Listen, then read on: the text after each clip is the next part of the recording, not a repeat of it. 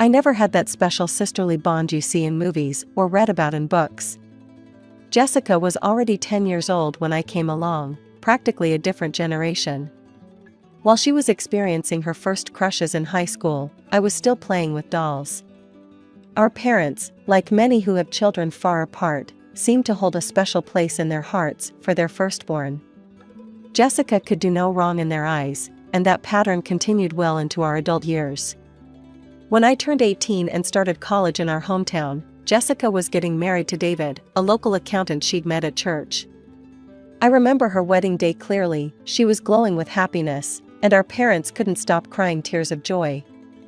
I was just relieved I could live at home while attending college to save money. Little did I know what that decision would cost me. Jessica wasted no time settling into her role as a housewife. Within months of the wedding, she announced her pregnancy. "Isn't it wonderful, Robin?" she gushed.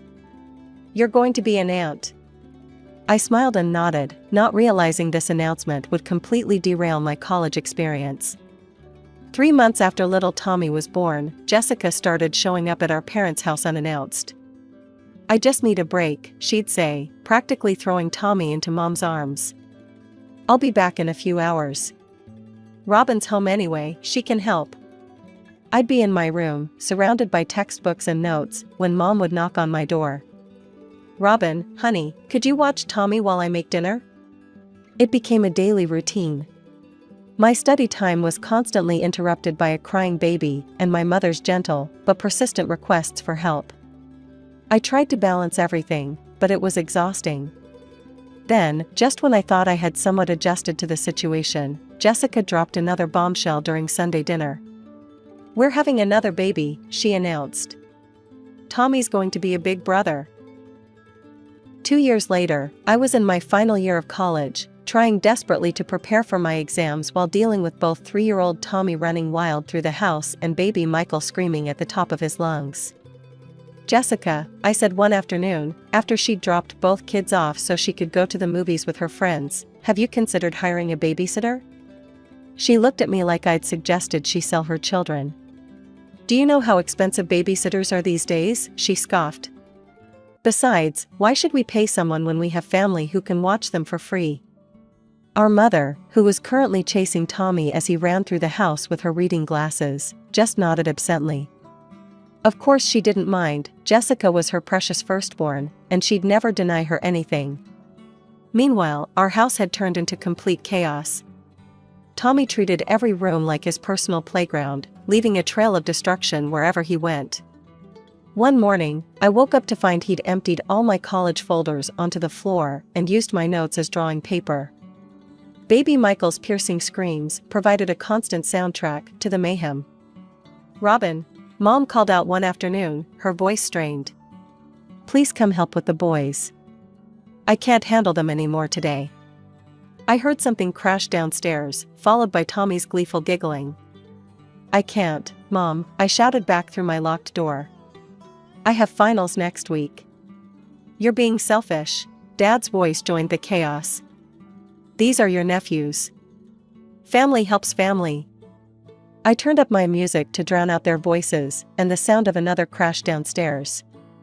My hands were shaking as I highlighted important passages in my textbook.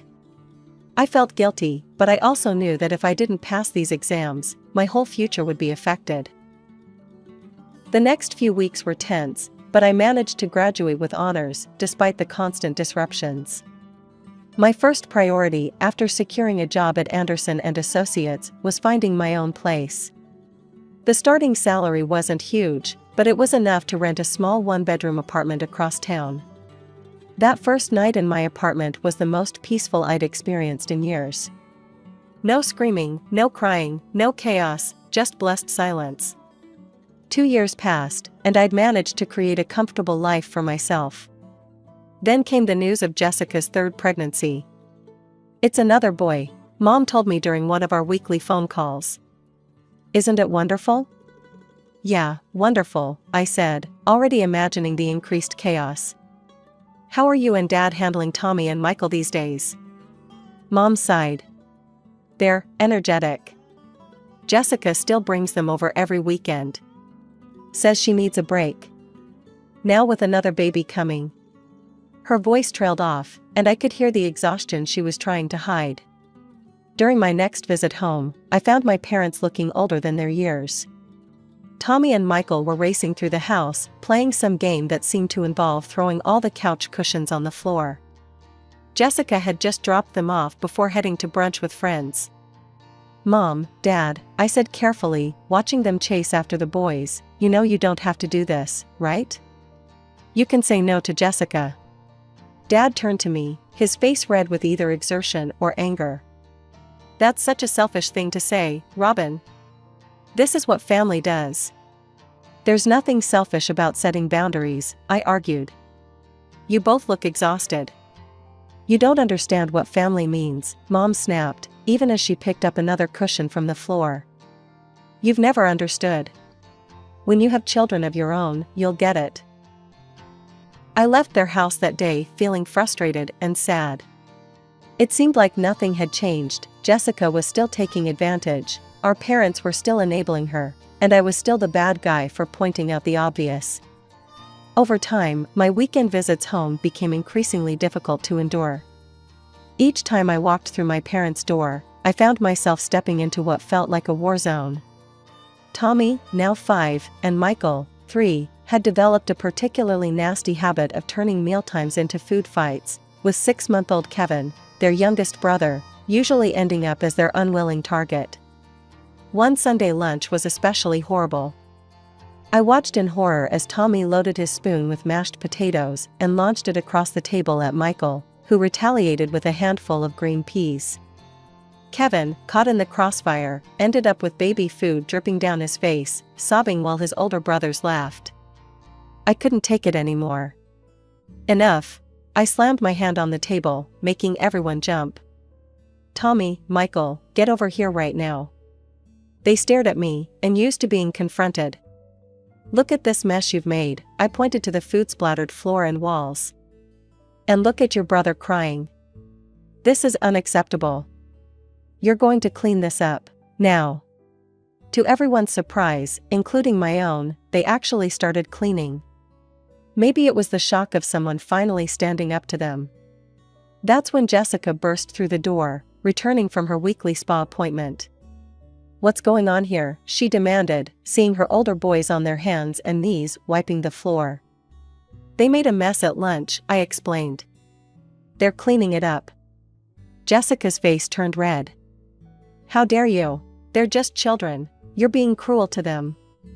"Cruel?" I couldn't believe what I was hearing. "Jessica, they were throwing food at Kevin. He was crying. This isn't okay behavior." "You don't have children," she spat. "You don't understand anything." I looked at our parents, hoping they'd back me up, but they just sat there, looking tired and defeated. I couldn't understand why they wouldn't stand up to Jessica, why they kept letting her take advantage of their kindness. Life went on like this for 3 more years, with me limiting my visits home to avoid the chaos. Then everything changed when I met James. He was nothing like anyone I'd dated before. Smart, kind, and most importantly, he understood the importance of boundaries. We met at a coffee shop near my office. He'd accidentally taken my latte, and we ended up talking for hours. After 6 months of dating, we introduced each other to our families. His parents, Robert and Diana, were lovely people who raised their voices about as often as they burned dinner, which was never. The contrast between their peaceful home and my parents' chaos was striking. Christmas had always been a big deal in our family, and this year was supposed to be extra special since James and I were newly engaged. Mom went all out with the decorations. The tree was beautiful, presents were wrapped perfectly in matching paper, and the house smelled amazing with all her holiday baking. When James and I arrived early to help, the atmosphere was festive and warm. My cousins Mark and Sarah were already there with their kids, who were quietly playing board games in the corner. Several of our relatives had traveled from out of town, including Great Aunt Martha, who immediately pulled me into a tight hug. "Let me see that ring, dear," she said, admiring my engagement ring. "James is such a lovely young man. You two will be so happy together." Everything was picture perfect. Mom had outdone herself with the food, Dad was telling his favorite stories, and even the kids were well behaved, saying please and thank you when offered cookies. It felt like a scene from a Christmas movie. Then the front door burst open. "Merry Christmas!" Jessica's voice rang out, but it was immediately drowned by the sound of her 3 boys storming into the house like a hurricane. Tommy, now 8, immediately ran straight into Great Uncle George, nearly knocking him over. Michael, 6, started chasing his cousins, who had been quietly reading on the couch. 3-year-old Kevin was screaming at the top of his lungs, for no apparent reason. "Boys will be boys," Jessica laughed, while her husband David stared at his phone, completely checked out of the situation. Before anyone could stop them, Tommy and Michael discovered the presents under the tree. They didn't just look at them or shake them, they started ripping them open. All of them. Even the ones that weren't for them. "Oh my goodness," Great Aunt Martha gasped as Tommy tore through a carefully wrapped package meant for my cousin's daughter. "I think I need to leave. This is too much excitement for me." She wasn't the only one. Within 20 minutes, half of our elderly relatives had made their excuses and left, unable to handle the chaos that my nephews were creating. The dinner that followed was even worse. My cousin's children sat quietly, using their napkins and waiting their turns to speak. In stark contrast, my nephews turned the dinner table into a battlefield. Tommy and Michael were throwing dinner rolls at each other across the table, while Kevin was smearing cranberry sauce in his hair. "Children, please," Mom pleaded weakly, but they ignored her completely. The breaking point came when Tommy, with a mischievous grin, deliberately picked up his can of soda and poured it all over Mom's special Christmas pie, the one she'd spent hours making that morning. "Tommy," several voices shouted at once. But Jessica just laughed. "He's just being playful," she said, while David continued scrolling on his phone. I looked around the table at my relatives' faces, the shock, the disapproval, the discomfort, while my sister and her husband sat there acting like this was perfectly normal behavior. I couldn't take it anymore. The sight of my mother's ruined pie, the chaos, the complete lack of discipline, it was all too much. I stood up abruptly, my chair scraping against the floor. "I can't stay here," I announced, my voice shaking with anger. "This is ridiculous. Your children are behaving disgustingly, Jessica, and you're doing nothing about it." The table fell silent, except for the sound of Kevin banging his spoon against his plate. Jessica's face turned red. "Oh, that's rich coming from you," she snapped. "You don't have children, Robin. You have no idea how hard it is to raise kids. When you have your own, then you can judge my parenting." I let out a bitter laugh and gestured toward my cousin's children, who were sitting quietly, looking uncomfortable with the whole situation. "Really? Then how do you explain them? Sarah and Mark's kids have been perfectly well behaved all day. They use their manners, they don't destroy things, they don't throw food. How is that possible if children are supposedly impossible to control?" "Those kids are just different," Jessica sputtered. "No, the difference is that Sarah and Mark actually parent their children," I shot back. "When was the last time you made your kids face any consequences for their actions?" Jessica's eyes welled up with tears. "You're so cruel. You've always hated my children." "I don't hate them," I said, fighting to keep my voice steady. "I hate watching them grow up without any guidance or discipline. I hate seeing Mom and Dad's house destroyed every time you visit. I hate that you think this behavior is normal." James stood up beside me, placing a gentle hand on my shoulder. "I think we should go," he said quietly. Jessica was full on crying now, while her boys continued their chaos, completely unfazed by the drama unfolding around them. David finally looked up from his phone, seeming mildly annoyed by the disruption. "Merry Christmas, everyone," I said, my voice thick with sarcasm. "Sorry, Mom, but I just can't watch this anymore." James and I left to the sound of Jessica's sobs and Tommy's triumphant yell as he launched another dinner roll across the room. 2 months later, we were sitting in our apartment, working on the wedding guest list. The Christmas disaster was still fresh in our minds as we looked at the names. We can't invite the boys, I said finally, voicing what we were both thinking. They'll ruin everything. Can you imagine them during the ceremony? During the reception? James nodded. What if we just make it completely child-free? No kids under 16, period. That way it's not personal, it's just a blanket policy. You don't think people will be offended? Some might be, he admitted. But if it applies to everyone equally, it's harder to argue with.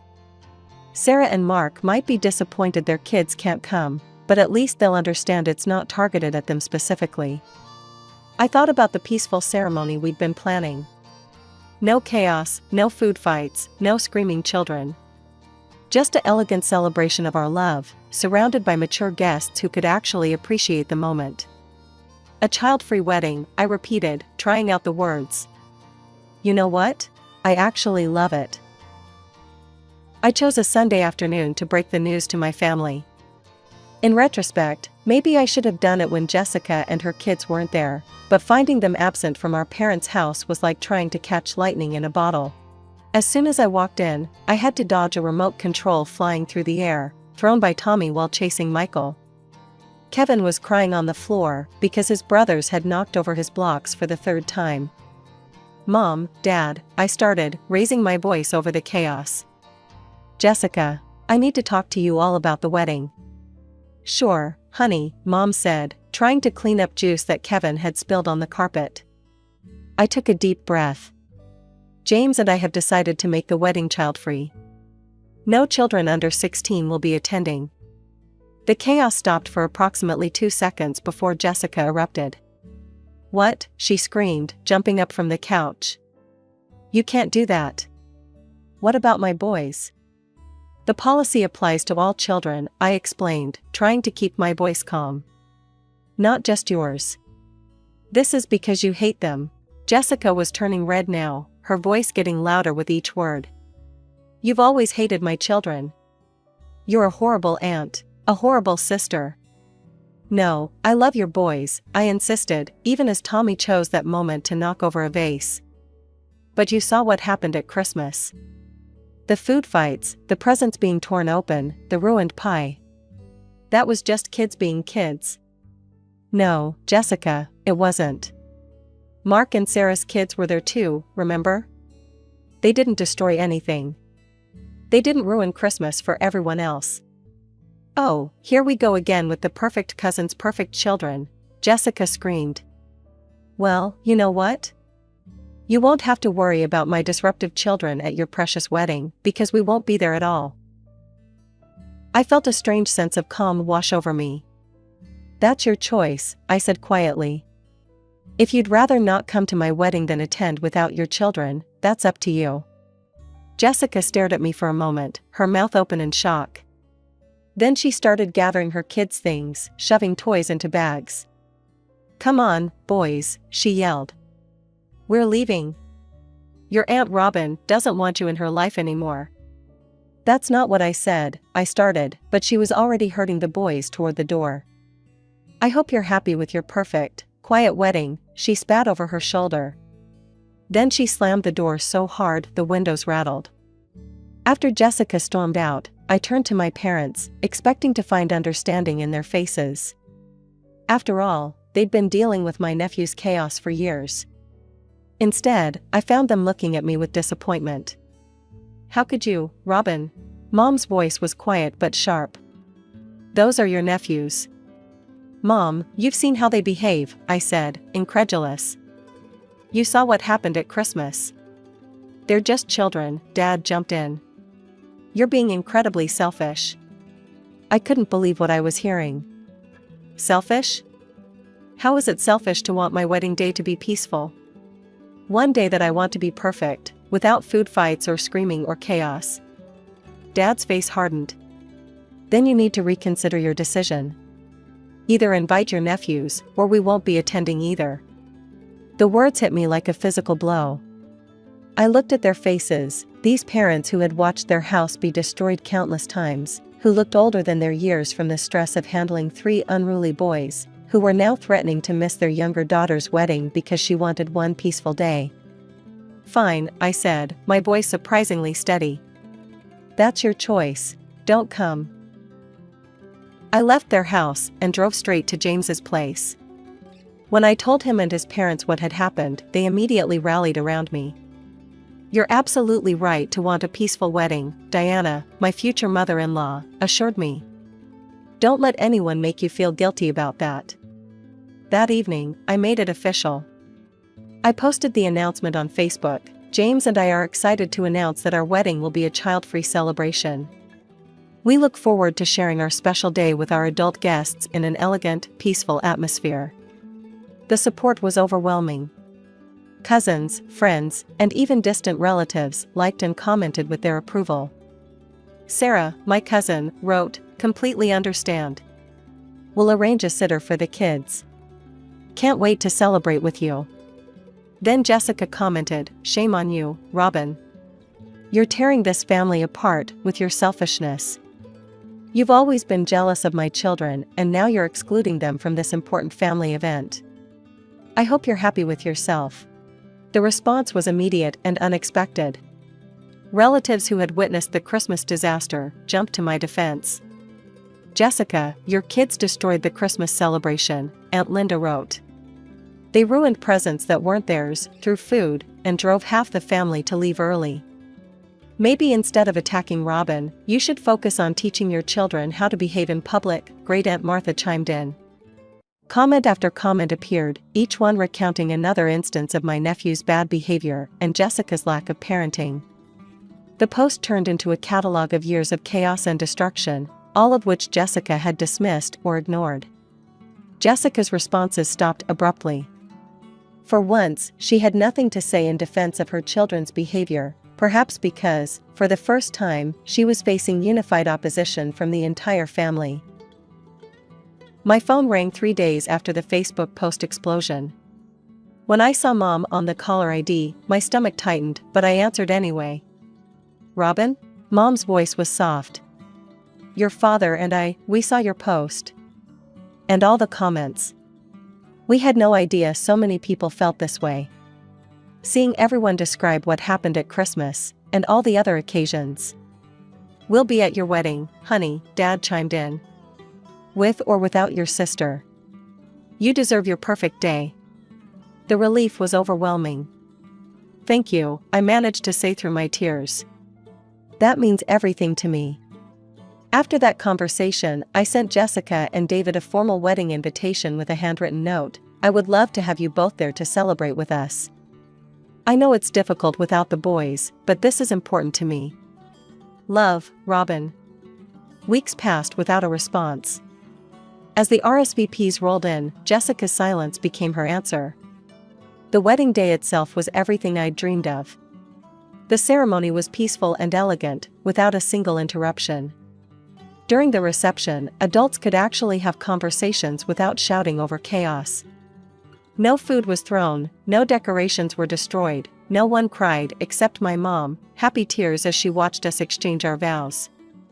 "This is lovely," Great Aunt Martha told me during the reception. "So dignified, so peaceful." James squeezed my hand under the table. He knew I was thinking about the empty seats where Jessica and David should have been. A week after we returned from our honeymoon, Mom called with news. "Jessica hasn't brought the boys over since your wedding," she said. "I tried to call her, but she won't answer."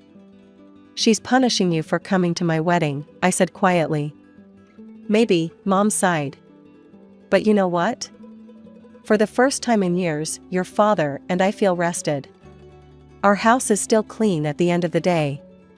Maybe this isn't entirely a bad thing." I understood what she meant. Sometimes relationships need to break before they can be rebuilt properly. Perhaps this was our family's breaking point, the moment when we finally stopped pretending everything was fine and acknowledged the problems that had been growing for years. I still hope that one day Jessica will understand that my wedding wasn't about excluding her children, it was about having one day of peace. I hope she'll realize that her boys' behavior isn't normal or acceptable, and that letting them run wild isn't doing them any favors.